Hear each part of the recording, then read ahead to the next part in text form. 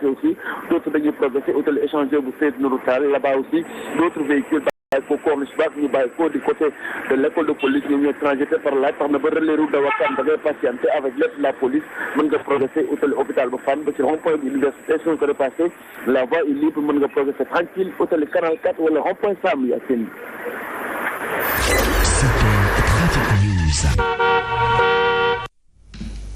ba ci kanam Abadiata aywa Mambay. jaajëf Yacine Seck ñu bàyyi la nga jëli café gi ñu fas yéene waxtaan ànd see Birahim Diagne Touré le député du peuple El Hadji Mouhamadou Mansour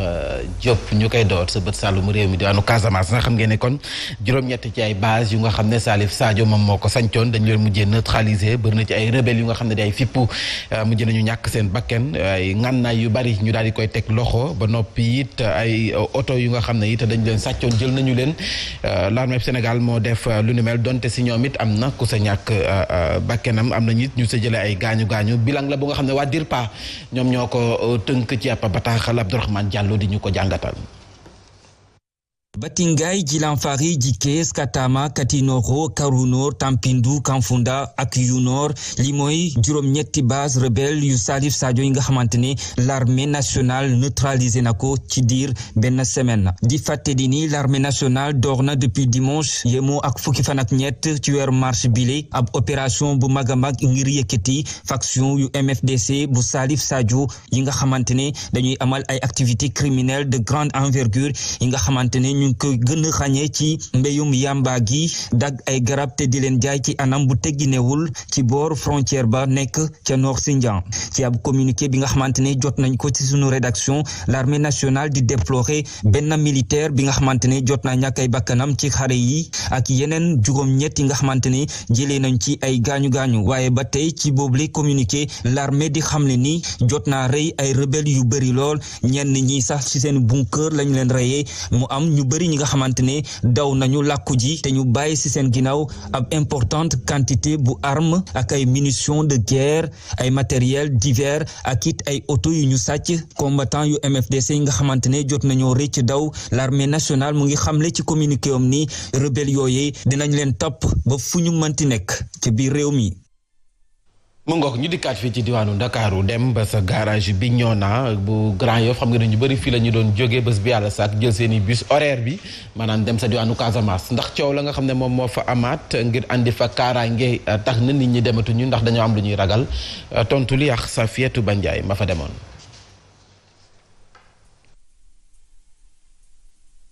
garage Bignona bu Grand Yoff fii nag bus yi nga xamante ne ñooy wutali Casamance ñu ngi tegloo di dem mu mel ni attaque yu ñu nemmeeku fan yi ci ñenn ci askan yi nekk ci parti boobule ci Sénégal yëngalul benn yoon wala tiitalul ñi nga xamante ne ñooy faral di jël bus yi wala sax chauffeur si nga xamante ne ba fi mu toll nii amul dara lu soppeeku si seen doxalin. chaque jour oto yaa ngi dem ak ñëw ñun moom dégguñu loolu ñoo koy bari na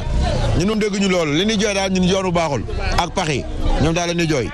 bile chauffeur di xam ne rek li fa xew jamono ji amul lenn loo xamante ne rek soppi na ko wala yàkkal na leen ko ci seenub liggéey ndax nag client yi tey la ñu gën a bëri.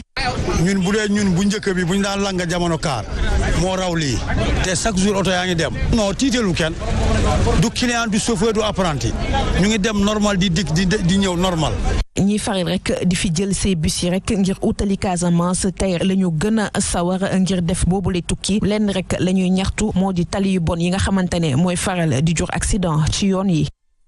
ci le député du peuple foofee sa diwaanu Casamance su weesoo l'armée bi bilan bi nga xam ne def nañu ko jëm ci lu saxal jàmm ca diwaan ba gis nañu am na ay samba boy yu tàmbalee attaqué waat nit ñi ñu ngi xamante sax ku ci mel ni kilifa moom démb dañu ko song. samba boy bi njëkk kay mooy rebelle. Samba boy bi jëkk mooy rebelle ci benn diiwaan il faut armée bi ñu encourager leen gën leen motiver ñu am nañu ñoom déjà détermination. mais ñu jeexal ak loolu. ab dëkk mënta xëy ñi dafay nekk am réew. dialogue bi dëgg ajuwu ci. faw ñu jeexal benn yoon ak Salif Sadio ak prix bu man di jaar. parce que li tax mooy ni ñu koy faral di waxee ci langue politique gi. politiciens yi motuñu sax 2% ci population bu Sénégal mais comme rebelles yi aussi rebelles yi xeex motuñu 1% ci population bu Casamance waa Casamance di sonn di souffrir di nekk victime di bàyyi seeni ay tool di jóge ci ay mines antipersonnelles ñu leen di rey di nangu seen ak jur rebelles yi loolu la ñuy def boo leen rombee ak seen sa ak jur ñu sàcc ko rey lakk lekk dogaale ay oto di sàcc alalu nit yi mais loolu banditisme la rébellion dagalul ci am réew banditisme dagalul ci am réew foog ñëpp ànd ci Salif Sadio mooy kan semer le bordel saa bu ko neexee jàpp ay nit bu ko neexee rey ay nit ci koo xam ne yow ñu yaa ngi ci sous mandat d'arrêt international ñu war la jàpp tey nga nekk kaso ngay daw di nëbbatu mais di nëbbatu ba noppi am doole di semer le bordel Casamance kenn dunatul ba nelaw kenn dunatul nelawatul ba yandoor nekkatuñu ci jàmm ñi dogaale ay nit ci dëkk bu am koom-koom dëkk bu naat dëkk bu mën a suqali comme Casamance mais dafa war a jeex vraiment armée bi yaa ngeen jëf ci détermination boobu parce que bu doon Tambacounda bu doon Saint-Louis bu doon Mbour kenn du ko nangu ab dëkk mënuñoo jékki-jékki rek ne dañuy am seen indépendance ci am réew moo xamante ni am réewal ab république la kenn du ko fooye abe jamono yéen nag ndam si yàlla sa defoon na ay jéego ñu def ay jotaay jàmm am ak yépp mais Salif Sadio moom lank rek semer le bordel def lu ko neex rek mais loolu dafa war a jeex parce que waa Casamance dañoo bëgg a dund jàmm naataange Casamance dafa war a dellu soit te loolu nag yoon bi armée bi jaar donc moo ko mën a indi parce que lépp lu yoonu négociation def nañu ko pexe amul lépp luy négociation def nañu ko Birahim ñu gis ne kon nag bu dee Samba Boy yi wala fipp yi ku mu ci manti doon wa rebelle yi daggum garape ñu daan dundee xañ nañu leen ko ndax Sénégal fu mu nekk ni engagé ne combat bi armée bi également song na base yu rebelle yi fu mu nekk li leen dese moo di braquer topp nit ñi ci mbedd yi di leen koj te loolu est-ce que dina yombal xeex bi gis nga source de financement bu rébellion bi en tout cas am ci Casamance daanaka lépp lu ñu tëj suñu nee source de financement gis nga dafa am loo xamee ni dafa am ay jeexital ci wàlluk sous-région gis nga tey bu ñu la waxee ne la dafa am insécurité au Mali wala dafa am insécurité ca Burkina dafa am wàlluk djihadisme entre guillemets je mets ça entre guillemets parce que terme la boo xam ne tubaab bi moo ko indi bëgg ko imposer ci lu soxal mbirub ñi nga xam ne dañuy fipp ci yenn ci ay bërëb wala ñi nga xam ne dañuy def ay exactions armées doon ay bandes armées ci yenn bërëb gis nga li xewoon ca Libye ci jamonoy Kadhafi ñu xeex ko ba daaneel ko ci nguur gi am ñenn ñoo xam ne dañoo àndoon ak moom ngànnaay yu ñu yoroon ñu dem jaay ko ci sous-région bi jaay ko ci yeneen i dëkk yi nga xam ne ñoom ñoo nekk ba ci fii ci biir réewum Sénégal ca Mali ak feneen ak feneen ñi nga xam ne ñoom ñooy ay bandes armées mu am lu xewoon ca Tchad ñu jël tamit seen i ngànnaay am ñoo xam ne dañ leen koy jaay wala ñu may leen ko ci yenn ci ay bërëb tey rébellion bu Casamance wala MFDC parce que benn parti MFDC moo fi des ñi si des ñëpp waxtaan lañu mujjee mu am ci biir ci seen biir ay aile nu ñu koy woowee mu am aile combattante aile dure am ñoo xam ni aile politique aile militaire yooyu yëpp ñuy wax ci biir MFDC dem ba boo xoolee tey daanaka kenn rek la ñuy tudd biir MFDC muy Salif Sadio mais pourtant il y avait d'autres leaders ay César Atoute Badiate ñeneen ak ñeneen ñoo xam ni ñu ngi ci biir MFDC mais benn moom moo des di xëccu di fippu léegi source de financement yi tëj nañ ko waaye tëj nañu tamit lépp loo xam ne moom moo doon tax ba muy mën a daw ndax sur le plan politique quoi qu'on puisse dire le président de la République bu Sénégal fexe na gën a juboo ak président bu Gambie ba ñenn yi sax yenn saa yi foofu boo demee ci Gambie day mel ni dañ ko daan c'est le petit frère de Macky Sall mais juboo boobu mu juboo ak Gambie donte on sait que quelquefois Gambie ñenn ñi jouer li ñu wooyee un double jeu mais fexe na ba sécuriser li nga xam ne moom mooy frontière diggante Gambie ak Sénégal ndax ci jamono Yaya Jammeh way fépp yi dañ daan def seeni tooxiduna ci biir Casamance ñu topp leen ñu daw dugg biir Gambie facilement am ñoo xamee ni dañ daan def seen tooxiduna ca Casamance ñu noppi ci daw dugg biir Guinée-Bissau Guinée-Bissau tamit ñu am ay rapport yoo xamee ni ñu ngi doon wax fan yee passé ñu naan Sénégal ndax dañoo doyle bay maye ay li ñuy woowee ay vaccin anti-Covid gis nga tout acte politique tout acte qui est pris ci yooyu la jamono c'est parce que dañ ci doon wut ay dividendes mais bi ñu may Gambie ay vaccin anti-Covid may ko waa Guinée-Bissau c'est une manière également de dire attention suñuy partenaire ngeen ñoo bokk suñu Afrique sowu jant bi mais rawatina kenn mënul dem bàyyi moromam mais c'est justement parce que dafa am benn dans le moyen terme guerre boo xam ne il fallait ñu continuer ko xeex ko pour dindi li nga xam ne moom mooy waxuma sax indépendantiste waaye banditisme bi nga xam ne moom moo am dans le sud du Sénégal ñu ngi jamono ji ci 3e jour mbirum Boffa Bayotte tuerie bi fa amoon ñu yóbbu ko ci tribunal ñu nekk ci di ko àtte mais lan moo indiwoon loolu mbirum dagg garab mbirum anacarde bi nga xam ne moom ay wala noix de cajou bi nga xam ne nit ñi dañ ko doon mën a jéem a suturloo doon ay doomu Casamance ay doomu réewum Sénégal donc mais demoon nañu ba amatuñu xaalis des populations di dem ci àll yi nga xam ne ñoom ñoo ko moom waaye lan lañ fa doon fekk ay rebelle ay bandits yoo xamee ni da ngay ñëw ñu dagg sa nopp wala bi mujj gën a ñaaw mooy ñu rey la muy ñi nga xam ne ñoom ñooy léegi faatu woon fële ci àll bu Boffa Bayotte donc il faut nécessairement que et c'est ce que fait le gouvernement à travers son armée am na moment boo xam ne ni négociation dafay dakk da ngay dem daaneel ki nga xamee ni bandi nga koy jàppeetoo ko un partenaire wala koo xamee ni sur le plan politique da ngeen a wuute gis-gis ñu ne bokk gis-gis ak parti démocratique sénégalais wala Benno Bokk Yaakaar dañoo wuute gis-gis ci benn situation Casamance dafa amoon MFDC qui était d'abord un parti politique benn mouvement politique mais mouvement boobu nag dem ba soppeeku fippu fan la mujjee léegi banditisme mais un bandit da nga koy xeex na ngay xeexee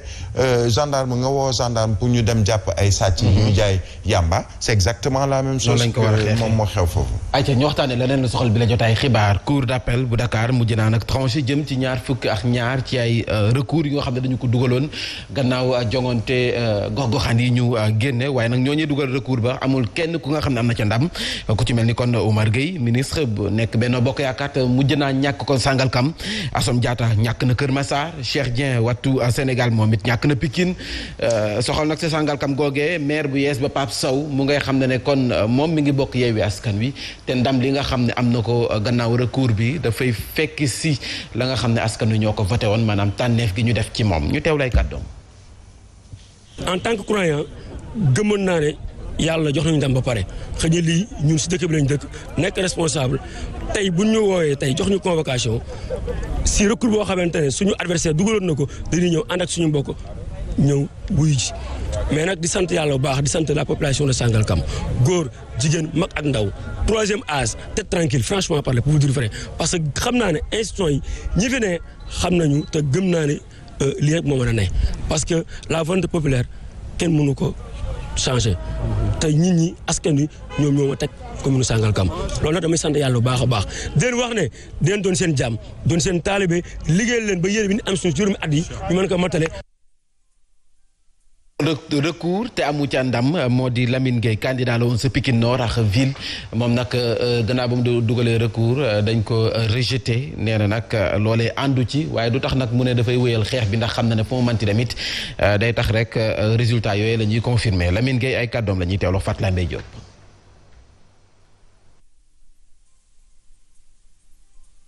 li am Pikine musul am fenn. tribunal décision bi dafa sponsoriser tricherie dafa ne Benno Bokk Yaakaar bu ngeen tricher amul problème maanaam dañoo am justice boo xam ne li ñu am tey ay preuve moo tax bu ñuy waxaat dem cour suprême amul sens si les magistrats yi nekk cour d'appel ñoo mën a valider lii conseil constitutionnel sax mën na ko valider. ne carte d'identité yi nekkoon ci commission bi lañ leen jox ñu wax tur yi wax bureau bi ñu voté wax signature bi ñu signé te boo demee fekk ko fa ñëpp xam ko Pikine yëpp xam ko ay bureau ay PV yoo xam ne dafa am irrégularité kon tey bu demee ba ñëw ne da ko rejeté li may wane ne suñu justice amuñu justice bi ñu war a am. ngook El Hadj 22 recours la woon du kenn ku nga xam ne am na ca ndam donc dañu confirmer résultat yi nga xam ne moom moo génnoon ci local yi. amu ci benn mbetteel man waxoon naa Cheikh Dieng cofeel gi waa Djiddah Thiaroye Kaw am ci moom. li mu jot a liggéey foofu li mu fa def ci ay réalisation ak ay jaar-jaaram ak moom ni mu amee xam-xam bu demee ba egg ci di xëccoo bu doon may moom noonu laa ko waxee woon du ma ci fekk après ça waaw am na yeneen yi ci xewaat noonu na bàyyi mu sedd parce que xam nga dafay ci fi réew mi toll ci màggaayu suñu démocratie fi mu toll xëccoo diggante Wallu ak Benno Bokk Yaakaar ca Pikine Cheikh Dieng face Timbo ci kanam cour d'appel ñu ni Timbo gagné na ba noppi ba def passation de service boppam wutuwaat boppam ba toog commencé doxal ñu ni débouté nañu ko wala recours Cheikh Dieng bi jàll na ñu war a teggee Timbo ci bopp département bu Pikine loolu inimaginable la quand même bi ci des mooy Omar Gueye mooy li ma waxoon démb ci laay waxat par contre Lamine Gueye miy jàll maa ngi koy wax sànq li mu def ci jaar-jaar ci wàllu politique ni mu amee njëriñ ci localité am ni ko ndaw ñu toppi ci localité am xëy na li ko xaw a néewal doole mooy coalition mais am na foo xam bu fa nekkoon dafay gagné te bu ko gëmee bokk na ci ndaw yi am avenir mook Pape Sow mi jàll sànq ñoom ñaar lay xoolandoo ndaw yu am avenir lañu ci wàllu politique te gis-gis yi ñu ngi changé par contre Pape Sow mooy li ma waxoon ci Omar Gueye xam nga Pape Sow mi boo xoolee âge am koo xam bi ngay gagné mu ngi jàng ba léegi ni mu ngi jàng koo xam ne yow bi ngay nekk maire moom xale la jeune la dem di dugg ci waa dëkkam di leen amal njëriñ di masla ak ñoom di laamiso ak ñoom di nekk ci wàllu politique ba xëy benn suba gagné la ci élection yow nga nekk ministre bi yow wàllu collectivité territoriale indi sa ay changement ci say localité daggat dëkk bi fokk bokkoon fonga limi nga yóbbu ko sëgi Bandankoro xëcc taf sa yow jël dëkk bi boo nekkoon sëgi Bandankoro yóbbu ko fuuñi gaayen yépp ngir ay changement damm laa fu ñenn taf ci sawet nekkati yàlla ne toggal ba noppi mais boo yàkkee doo lekk mais loolu arrivé Omar Gueye après muy recours man ko nag santal yàlla waxal Dieu merci teraanga ji la yàlla defal ba ki lay remplace ni booba bi ngay jiite booba moom mënugul a voter sax pratiquement nga nekkaat def ay recours dafay poser problème loolu benn la ñaareel bi ci des dafa am ay kilifa yoo xamante ni jëruwoon sax ñuy def recours parce que li nekk ci seen loxo ci ay potentialité du leen honoré li ñu am c'est ça donc jaru ko woon donc décision bu cour d'appel pratiquement bettul kenn ni dong la mën a demee li ci des nag mooy ñu am sas liggéey comme conseil bi may jox comme Pape Sow bu ñu fa nekk di fayonte di ubbay dossier di xool la fa dëngoon daal nañu ko jubbanti ci kaw bu amee benn terrain boo xam ne mag Mambay ak Birahim ñoo ko bokk dañ ko jëm lijjanti ba mu nekk terrain kenn bu fekkee am na koo xam ni dañoo jëloon suufam te gisu ci boppam ci jaay doole yooyu mun nañ ko jubbanti à part ça na doxal pour def résultat parce que mi ngi nekk ci zone bu am potentialité boo xam mun na fa def ay réalisation na fexe ba lëndëm te yooyu bu mu fa amaat la fa lëndëm mu jubanti ko te ba mu am temps bu mu fay wante mais nag faaw ñu bàyyi ko mu doxal nag nañ ko bàyyi mu doxal waaye ñu bàyyi ko mu doxal alors Birahim finalement dañu confirmer résultat yu local yi 22 recours amul benn bu nga xam ne am na ci ndam nañ dem ci l'essentiel c'est-à-dire les jeux sont faits rien ne va plus c'est bien c'est en démocratie ndax démocratie bu ñu fa nekkee recours day am léegi boo xësee ba def say recours dem ba fi nga xam ne fa la sës lañ lay jox ci wàllug résultat wala wàllug bu fekkee ne dañu koy jàppee ni procès bi lii moom la ci la ñu mujjee noppi nañu ça veut dire fermons la page des élections territoriales ndax beneen page la ñu war a ubbi actuellement muy élection législative ak coow li nga xamee ne am na ko ci lu soxal mbiru parrainage et cetera moi je pense que ñi nga xam ne ñoom ñooy opposition ñi nga xam ne ñoom ñoo defoon recours et de l'opposition et du pouvoir ndax boo xoolee ñenn ñi bokk ci nguur gi def nañu seen recours ñu débouté leen tamit c'est le cas pour le ministre par exemple Omar Gueye ak ñeneen Aminata Assome Diatta mais nañu tourner page boobu xool ñoom ñëpp sur le plan politique lan mooy seeni erreur lan mooy li nga xam ne moom la ñu war a rectifier pour élection législative yi ñu jëm ñu mën a seet naka la ñuy dellusee peut-être rebondir par rapport ak situation boobu mais comme tourné nañu page yu élection territoriale yooyu ce qui reste mooy une autre bataille et cette bataille-là il faut nécessairement déjà même dans la forme muy lu soxal mbirum ay parrainage ak yooyu ñu jéem ci am ndam ak également sur le fond. acca dañuy delluwaat sa Sangalkam foofee xam ngeen ne équipe bu yees bi dañ doon wax ne kon bëri na ci ñu nga xam ne ay emploi fictif la ñoom maanaam dañ fay fayeeku te ñoom liggéeyuñu fa loolee nag jigañaale maire ba woon maanaam Omar Gueye génn nañu seen pataar gi andi si démb ak jano taskatu xibaar ngir andi ci ay tontu El Hadji Mbaye Samb moo yor seen kàddu ñu teewlu ko. ñu leen di wax ne incompétence la ak aveu d'échec yu leer nañ contrat fictif amul à Sangalkam. dama yaakaaroon ne bu ñu amee équipe bu bees ñoom bu ñu ñëwee dañuy yokk mais duñu wàññi parce que maa ngi fàttali ne budget bi nga xamante ni voté nañ ko le 30 décembre 2021 au conseil municipal de Sangalkam budget bi 1,880 milliard la donc bu ñu yokkul agent yi nga xamante ni ñoom ñooy liggéey ci 44 localités yi nekk ci mairie bi mais bu ñu wax waxu wàññi ko parce que commune bi am na recette yi commune bi am na liggéey bi may fàttali aussi ne commune bi dafa nekk en chantier bu bees bi mu ngi ci ginnaaw délivré bu ñu chantier bi kon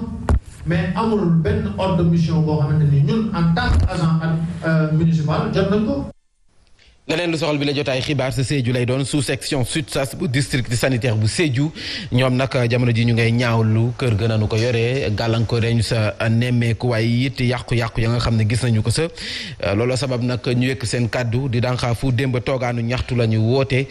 di xam ne kon nag dàq ñu sax maanaam banque seen i yoxo tey ak ëllëg ci alxames ji Sadio Deme secrétaire général bu sous section sud sas bu district sanitaire bu Sédhiou. ndaje bi dara waralu ko lu dul ñu ngi bëgg a jël à témoin opinion internationale opinion nationale mais également alerter nguur gi boobaak léegi def nañ ay négociations am na ci ay points yu ñu d'accord mu des xaatim ko signer les protocoles d'accord mu am nag ab point boo xam ne moo nekkoon daanaka point bu gën a am solo mooy ñu xoolaat ni ñuy fayee ñépp ña nga xam ne ñu ngi liggéey ci fonction publique pour que ña nga xam ne ñoo yem diplôme seeni salariés yem suñu wàllu boobu nag moom la ñuy réclamer te jaral nañu lu ne tey alerte la suba it daañu def grève totale ak ginnaaw suba avec respect des urgences mu toll nii bañuñu ci lenn lépp lu ci jar daañu ko ci def bu soobee yàlla dinañ jëm ci rétention données boycotter complètement activités yi nga xam ne partenaires yi ñu ngi koy dérouler ci district en tout cas ñun duñ ci dañu desandi ak waa sud sa diwaanu Touba bi la yoon ndax nag nañu affecté benn agent dañu gis ne teguñu ko fenn foofee mu soxal nag médecin chef bu district bu Touba coow laa ngay wéy ba léegi nee nañu nag foo mbiri jaayam doole la te duñu ko bàyyi mu jàll Tamsir Mohamed Moustapha Niang secrétaire général bu SUTSAS ñu teewlu ay kàddoom. Ces autorités, si elles viennent jusqu'à se mettre du côté de terre, ça devait être simplement un motif de recul. L'Union régionale a pris le relais. Mais quand les gens s'engagent, ils doivent le faire à fond.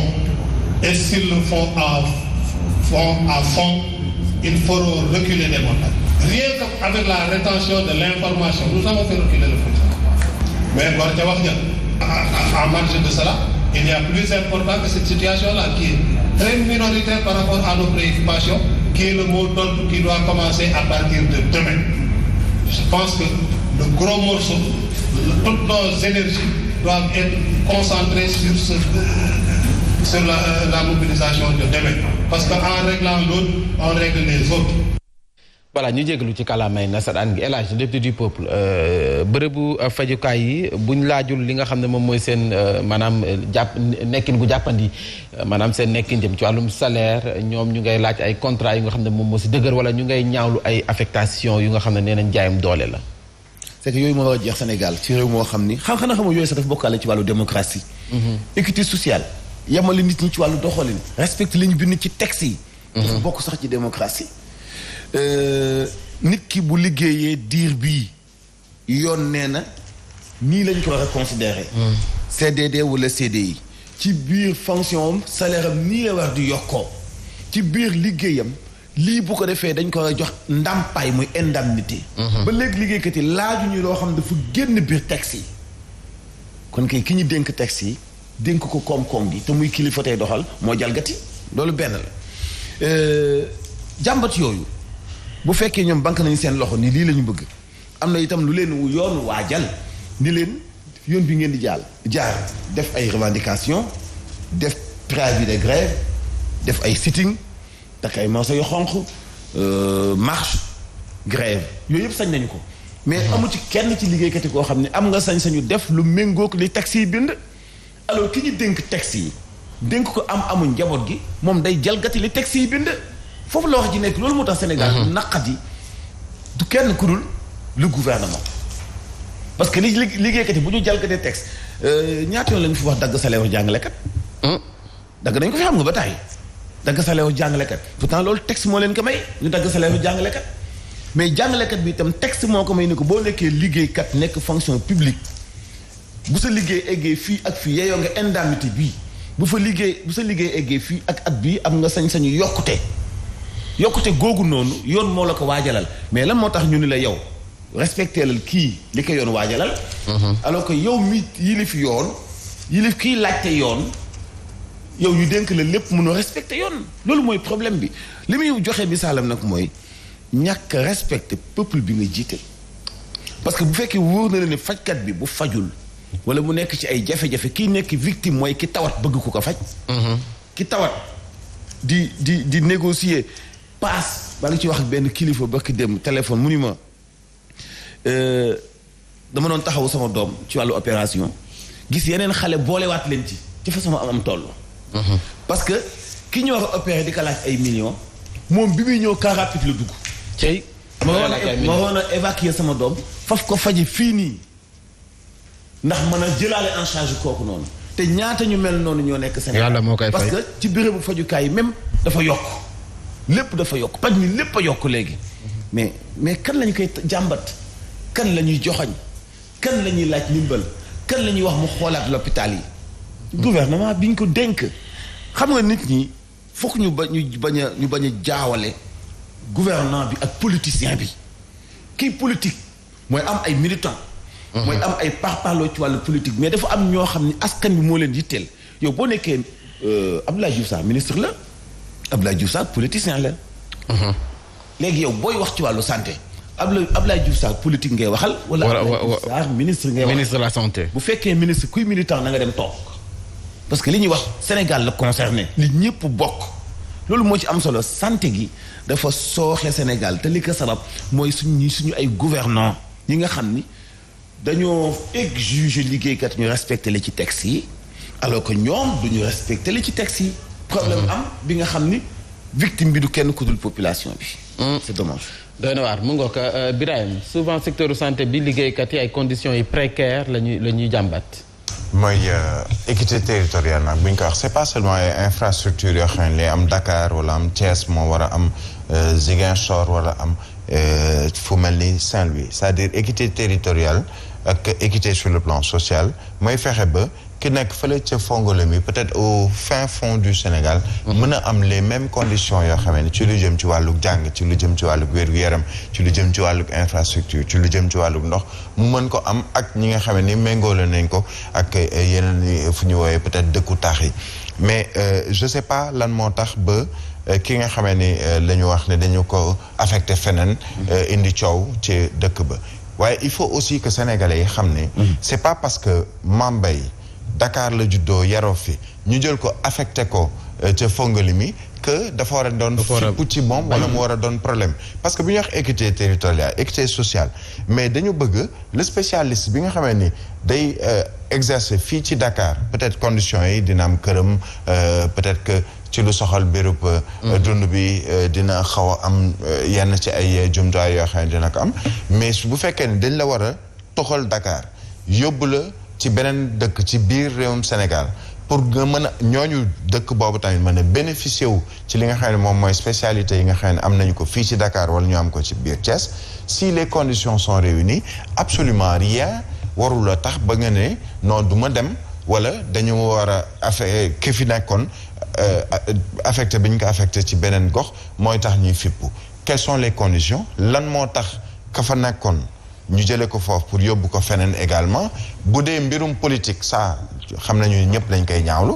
mais bu dee loo xamee ni c'est justement pour mën a am loolu nga xam ne moom mooy équité territoriale équité sociale également je pense que mooy lii ñëpp di wax un Sénégal de tous et pour tous c'est pas parce que je suis à Dakar que forcément bu ñu ma affecté ca Saint-Louis wala ca Thiès mu war a doon fippu wala mu war a am soubassement politique forcément donc peut-être que loolu tamit suñu correspondant bi dina ko mën a leeral ci gox boobu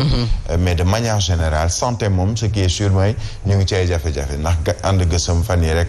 ñu ngi yokkaat li nga xam ne moom mooy seen i grève et Mame Mbaye la situation au Sénégal c'est que la santé elle est mais coûteuse yow père de famille wala mère de famille wala nga am ñoo xam ne dañu bootu ci sa ginnaaw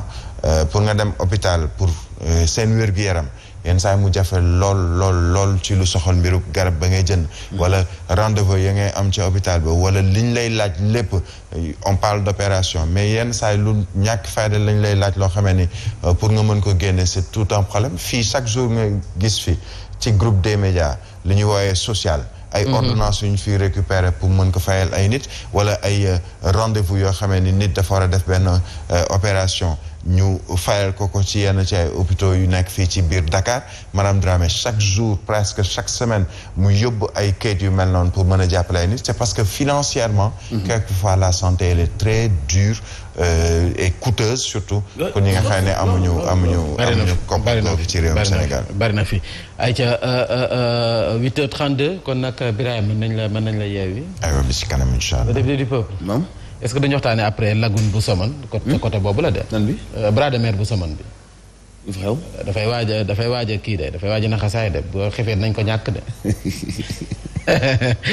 ayca mën nañ ci waxtaan tuuti rek après nga jox ñu sa xalaat laata ñu lay libéré ndax foofu la ñuy dem sa Mbour lagune bi nee nañu soo moyul dana disparaître ndax nag coppite yi nemmeeku ci wàllu alam géex kéew bi Union européenne ci benn programme taxaw nañu temm ngir xeex lu ni mel ba noppi sàkku ci askan wi nee nañ ñoom ñoo war a njëkk ci xeex bi ñu ànd si Alioune Badara Sonko.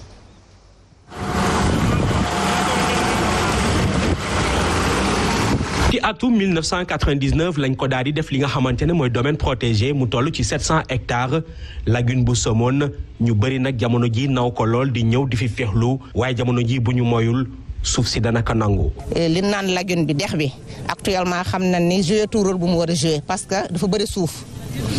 suuf ba tax na mi ngi impacté mangrove yi. moo tax Union européenne ci programme bi nga xamante ne moom la tuddee Alliance mondiale de la lutte contre le changement climatique daal di tëral ay pexe yi nga xamante ne daañu mën a préserver lagune bi. ñu décidé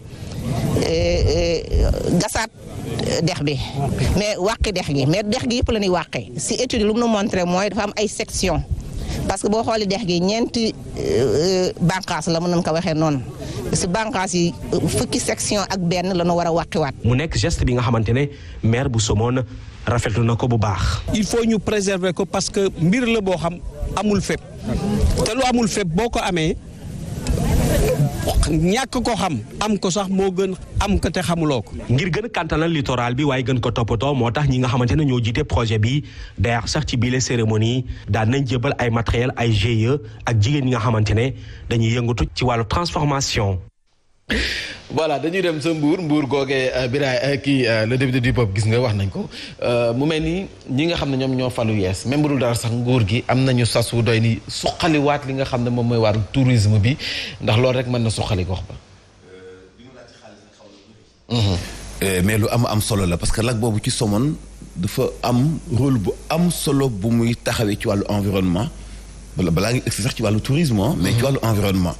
dafa am solo. ci ni muy protéger àll boobu parce que boo seetee dex googu li mu jur ci ay xulub bari na xulub mooy fu nekkoon seyaan ba amatul ndox li ndaw si wax sànq moom mooy li ko sabab dem ba am suuf wala bekkoor tey boo jógee Sindia di dem Ngexox ci yoonu Mbuur bi am na fu dex jaaroon ñu koy wax xulub dem ba ay dëkk yu ñuy wax njogey tey foofu yëpp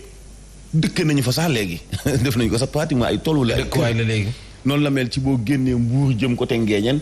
bu fekkee da nga aw croisement pël ga di dem ay dëkk yi ñuy wax ay rof dem ay njamaan noonu la mel am na fa ay seyaan yu fa nekkoon am na ay déeg yu mag yi nekkoon ci àllu kibij bi nga xam te transformé nañ ko ay tool muy fii toolu ñoom Babacar Ngom yi nekk donc boo xamee àll boobu boo awee diggante Ngexox dëgmal Babel am na fa ay déeg yu ñu doon wax ay déegu baako jaxal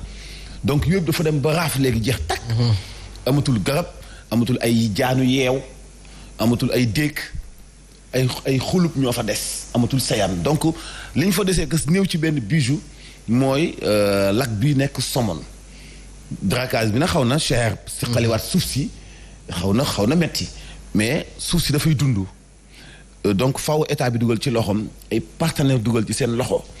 ndax am na solo ci li muy indi ci wàllu koom-koom ci Somone bu weesee tourisme bi waaye li fay dem ci ay sortie ci jóge ci école yi ay Thiès Saint-Louis Louga Dakar sortie foofu Somone bu ñu demee géej gi dafa am ay risques donc ci lac bi la ñuy sangoo moo xaw a ëpp kaaraange donc bu ñu demee ba nga xamante ni bii dafa am ay risques suuf si dund itam du am sécurité ci xale yi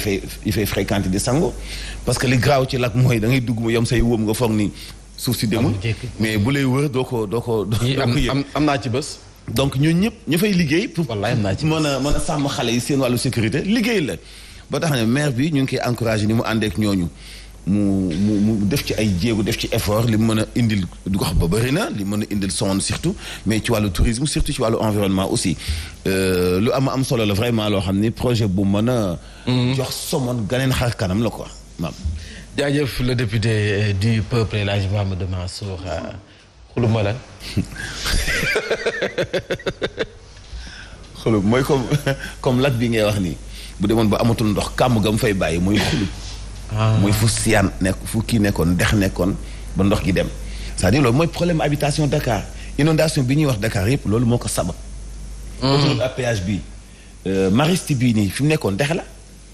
donc ba léegi am na desitu dex bu fa nekk bi naan bu ndox jeexee ak mbàq xaw ma bàq des xaw ma loolu ma fay bàyyi non loolu bu ndox tuura an bàq des c'est-à-dire que mooy ndox tuura suuf dafay tooy suuf soo tooy waaw mooy bàq xanaa tonn suuf sa moo fay donc loolu dex ba fa mu nekkoon dex bi fa mu nekkoon léegi bu ñu ñëwee sakk ko fekk dex gi jeexul ndox du bàyyi yoonam donc dafay génnaat Dakar nag bu tawee taw ndox mi day jóge ci suuf parce que dex yi ak déeg yi dafay mandiwaat xam nga mbaaw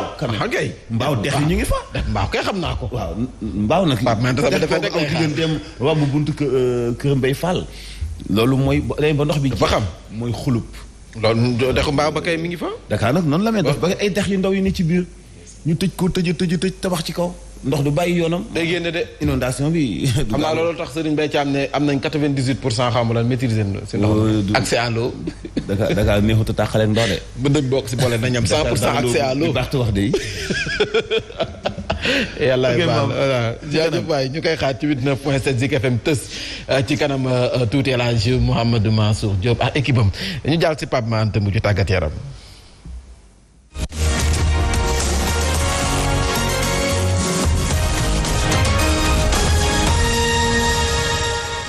jaajëf accès à l'eau foofee sa jam ñaajo non dama mën a tooñ ne damay tooñ ministre bi rek mais sunu xarit la. ay borom jàng site yax duga li nga wax moo am de. accès à l'eau boo ci boolee mbënd mi 100% lay nekk Sénégal eau potable wala ça dépend kenn xamul ba ndox lay doon. yàlla suturaal. ñoo ngi ree sunu musiba.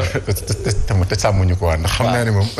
mun na wax yoo xam ne moom franchement parler ah. yàlla baax na yàllaay baal. de vue jurée da ngay xam ne lii fruit daal am na sa jam ñaajo. waaw am na sa jam ñaajo. waaw am na fa xaal am na fa lu mu mënti doon. ñoom mandarin ak ñoom seen mandarin clémentine bi. di tax sax ba day fekk ko fa donte Casamance lay jógee. ci loolu ñu borom jam si teex. waaw alhamdulilah ñoo ngi lay sant bu baax. naka gox ba. waaw ñoo ngi sant yàlla. bàyyi lépp jàmm. waaw alhamdulilah xam nga yow nag géej nga xam xamoo dex loolu mu xaw a jaaxal. wax fa dëgg na yàlla géej laa xam xóota ba laa xam ndeppe. waaw kay kon jeex na. ak Kër Baye de Góor Cap des Biches. ci éliminatoire mondial Qatar 2022 deuxième galop des Lions à Marrakech loolee démb la woon. waaw démb la woon nag la équipe nationale bu Sénégal bi nga xam ne nag foofu ca Marrakech moo nekk seen nag camp de base ngir nag lu jëm si seen wàllum jonganteeg Égypte niki àjjuma kon nag démb la ñu amal nag seen ñaareelu séance d'entraînement waaye nag ci huis clos la ñu ko amalee kii nag di Pape Abou Cissé mi nga xam ne nag dafa amoon ab gaañu si jeune bi moom rek moo bokkul nag ci boobu la séance kon waxtu wi nag moo ngi ci loxoy staff médical bi ngir nag ñu gën a saytu wér-gu-yaramam kon jàppal ni Sénégal tey jii nag dinañ amal seen ñetteelu séance foofu ca stade bu Marrakech bu ñu fa jógee nag si nañu nag dem foofu ca Caire Égypte mi nga xam ne nag Sénégal moom la fas yéene nag dalal foofu ca Caire kon ñoom tamit amal nañ démb seen ñaareelu séance d'entraînement waaye nag si teewaayu seen ministre de la jeunesse et des sports lépp rek ngir ñoo gën leen a dooleel ñoom tamit kon di fàttali nag ni Égypte Sénégal nit ki àjjuma la bu 19h30 jotee foofu ca stade international bu Caire waaye teewul nag dina am yeneen jongante yi nga xam ne dina am ngir nag jëm ci barrage aller coupe du monde Qatar 2022 àjjuma ba tey 15h RD Congo mooy dalal ñii di waa Maroc 17h Cameroun la ak ñii di waa Algérie ci boobu lay waxtu sax si la Tunisie di laale ak ñii di waa Mali 19h30 dinañ ci am Ghana ak Nigéria. Sénégal Égypte 29 mars bi ñu dëgmal retour barrage coupe du monde lay doon 2022. waaw kon jàppale nag ni ki démb sax li jëm nag ci wàllum nag comité d'organisation bi ñoom jàkkaarloo nañ nag taskatu xibaar yi ngir nag xool yan anam nag la ñuy tekk ngir boobu la jongante ñu fas yéene ko amal ni ki le 29 mars fii ci Ndakaaru foofu te Diamniadio ci stade Abdoulaye Wade mën a jaar ci yoon ci leeral kii di Soxna Fall ak Pauline Thiam teewoon nañ boobu la jongante. Sénégal Égypte bu 29 mars bi ticket yi duñu ko jaay bisu match bi moo tax fédération lëkkaloo ak plateforme bi di jottali ngir ñu teg benn système bu nu mën a jaay lu nu mel. plateforme bi nag tey lay soog a nekk en service li ñu ci jublu rek mooy bañ a am buuxante ci jënd bi. fexe ba amal organisation bu mucc ayib loolee mooy seen bébét moo tax bàyyiwunu benn wàll. organisation bi nga xam ne moom dañu fas yéene def technique défi bu rëy. ñu gën a rek jëmmal waaye itam dëgëral wàllu sécurité bi. ku ci am sa biir incha allah da nga fekk condition yu baax yoo war a mën a duggee seetaan match bi ci jàmm génn ñibbi ci jàmm. ci jongante bu am solo bi suñu diggante ak Égypte dinañ ubbi porte yi bu 10 heures jotee ci noonu mobiliser nañ lu toll 800 gendarmes 600 policiers dolli ci ñaar fukk ak juróom élément BIP yi 500 stadiers 80 sapeurs pompiers ñaari ambulance médicalisée benn ambulance d'évacuation ñetti citerne de sapeurs pompiers ñetti motard teg ci ay volontaires organisateurs yi ak i bénévole waaye jàpp nañu organiser benn match le 28 ngir tester lu jëm ci VAR bi. jaajëf soxna Fall ñu waxtaanee kon wàllum football Ligue 2 professionnel GFC AS Pikine tey jii sa Amadou Barry. waaw tey jii nag ci Amadou Barry la ñu amal nag début de la banlieue comme ni nga ko faral di waxee Guédiawaye FC nekk si ñetteelu place bi am ñaar fukki poñ ak ñaar mooy dalal AS Pikine nekk si ñetteelu place bi am ñaar fukki poñ ak benn kon daanaka benn poñ rek moo dox seen diggante loolu nag bu 16h30 jotee lay doon foofu ci stade bu Amadou Barry mun na nekk jongante bu am solo en tout cas lu ci mënti am daal. kii di coach adjoint bu Guédiawaye FC gis na ne daal ab derby bi nag faaw nga gañe ko waaye nag lépp nañu ko def ci fair play kii di Demba Abba la ñuy teewlu. match boo xamante ne la match banlieue la te gars yi banlieue bu ne banlieue match derby match la boo xamante ne dafa important si ñun joueur ci coach yeeg si supporters yeeg ñëpp di lancer un message aux supporters. de venir nombreux pour supporter notre équipe waaw di lancer tamit benn message boo am important message boo xamante ne football la match la que le maire gagne di ñaan yàlla may ñu ndam ci. non loolu moom incha allah rabbi défaite moom du ñàkk man damay dégg gars yi naan Guédiawaye bu ñu recevoir rek dañuy am défaite loolu c'est normal ñun am nañ génn nañ am ay défaite voilà loolu du waaw ay victoire aussi loolu du avantage ñun suñ dëkk joué nañ fa dóor fa Gorée 1-0. kon lu yàlla dogal la ba pare ñun tamit jàng nañ ci parce que on a su toog nañ waxtaan nañ ci loolu peut-être tamit fii la défaite yi di jeexee.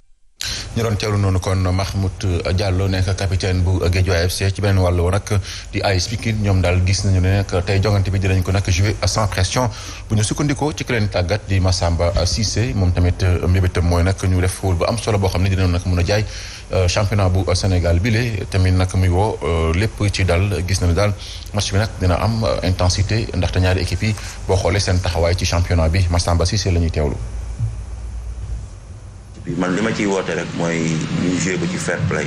parce que loolu moo ci ëpp solo donc match de football la championnat bi man je pense que bien vrai que dem nañ ci beneen phase bi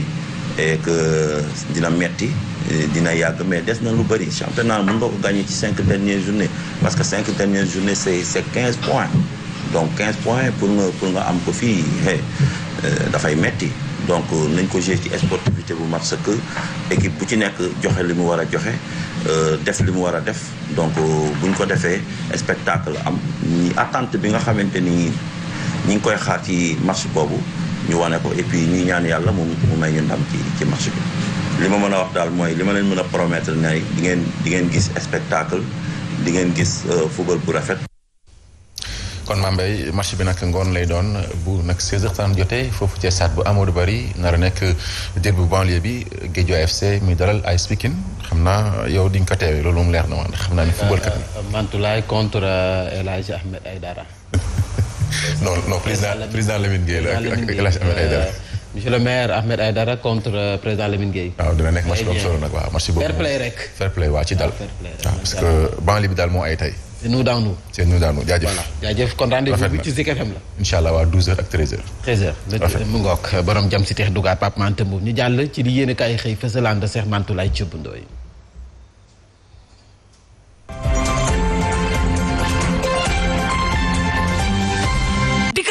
parrainage bi day kenn bëggul ku dul Macky Sall waaye forcé mënu caa ñàkk Macky Sall day ma ngay forcé gars yi parrainage bi tribune yéene kaay daal di xamle ne ñëpp ka dàq moom parrainage boobee ne bëgguñu ndax nag boo seetee ba ci biir parrainage la boo xam ne bëri na ay ndëgg sërëx dig danger ngir politiciens yi moom waxuñu seeni wax ñoom daal dinañ koy dàq yàgg na nee nañ bëgguñu société civile bi bañ na Africa First bokk na ca coalition citoyenne askan wi si boppam ñi ca ëpp nee nañ bëgguñu FRAPP luttons contre l'indiscipline au Sénégal nitu dëgg des valeurs Sénégal notre priorité Y'en a marre ñoom ñëpp lànk nay bëgguñu parrainage bi fas nañu yéene amal ab doxub ñaxtu sax ngir parrainage boobee alerte yéene kaay ne mag moom CEDEAO sax xamal na Sénégal ne ko kaay yaa tooñ nee na nguurug Sénégal parrainage bii nga bëgg a forcer gaay yaa ci tooñ na dakk tey na dakk ëllëg alerte na ma waay gémmiñ bu waxul dëgg wax sawaan ba moom président Macky Sall ndax bu Abdoulaye Wade tegoon parrainage bi dina nekk candidat bay nekk président tey tribune ne ma gaay ma lim sànk nee ñu daa ñu amal ab doxub ñaxtu ngir ñaawlu parrainage bi suuf su aane ma xëqante rek xëccante dënn ak xeexoo sànnintey xeer ak lacrymogène day boo moytul mu amati ci réew mi mbaadu tàkkati en tout cas préfet bu Ndakaaru Guy Marius Sagna ak ñamu àndal ña ngay xeexoo ci seenu biir de ci nag yoon wa nga xam ne war nañ koo jël am déet ngir xeex parrainage bi Mamadou Lamine Diallo ci 24 heures yéene kaay ne moom président Macky Sall day booba ay inauguré la tal te lépp loo xam ne teg na ko fi niki